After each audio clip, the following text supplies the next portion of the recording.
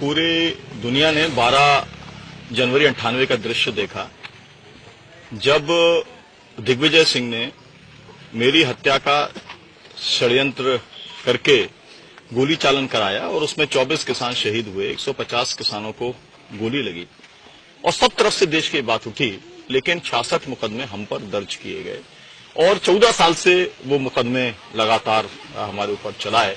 हमने देखा कि फर्जी मुकदमे बने, फर्जी गवाहियां हुई और कुल मिलाकर के 14 साल से किसान चक्कर काट रहे हैं और आज हम फैसले का इंतजार कर रहे हैं। लगातार अतिवृष्टि के चलते मध्य प्रदेश के अन्य जिलों की तरह मुल्ताई में भी किसानों की फसलें नष्ट हो गई थी। गेहूं काला पड़ गया था, किसानों के साथ साथ जानवर भी भुखमरी के कगार पर पहुंच गए थे। कर्जा बढ़ गया था, चारों ओर बीमारी का आलम था। नष्ट हुई फसलों का मुआवजा पाने, फसल बीमा के भुगतान, कर्जा माफी, बिजली बिल माफी, अनावारी तय करने की इकाई बदलने, गिरवारों को प्राकृतिक आपदा में शामिल करने की मांग गांव-गांव से उठ रही थी। इन मांगों को पूरा करना तो दूर, नेता, अधिकारी और सरकार के लोग सुनने तक को तैयार नहीं थे।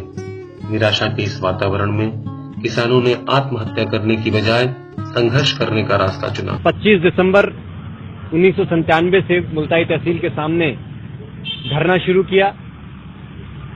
तहसील के 400 गांव के किसान लगातार यहां हजारों की संख्या में आए, धरने में शामिल हुए।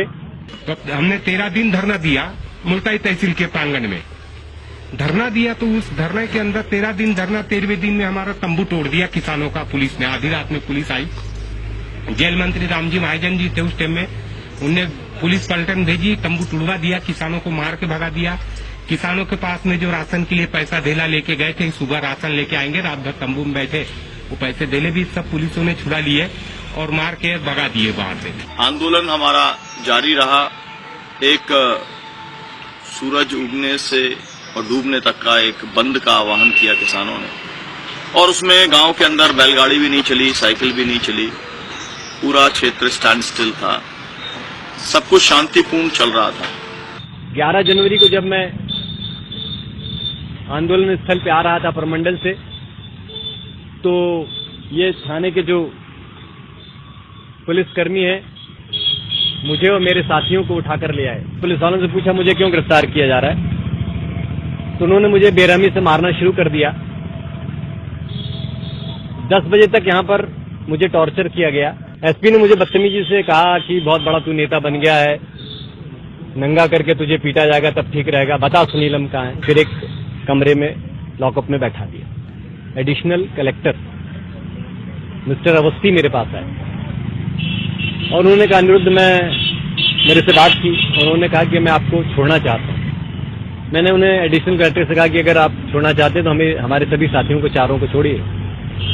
तो एडिशनल कलेक्टर ने कहा मैं एसपी से बात करता हूँ। गए, काफी देर तक की उनकी बहस होती रही एसपी से और उसके बाद जब लौट के आए तो उनकी आंख में आंसू था, रोने लगे, कहने लगे अनिरुद्ध कल ये गोली चलाएगा, ये एसपी कल गोली चलाएगा, लोगों की जान ले लेगा, मैं असहाय हूँ, मैं कुछ नहीं कर। यहाँ करीबन थे 5000 से 10,000 किसान थे।